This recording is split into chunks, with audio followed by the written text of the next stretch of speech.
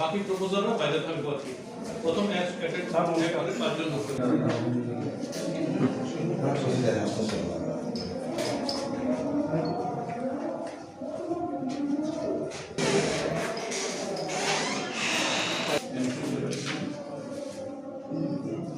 আপনাদের নমিনেশন কি নাম আপনার? মনকির মোহন দাস। কোন ক্যান্ডিডেট? আমি কাকরামান কেন্দ্র কেন্দ্রিক। কোন দলের? আমি ত্রিপুরা মাতা দলে আজকে নমিনেশন সাবমিট করবেন? আজকে নমিনেশন সাবমিট করব।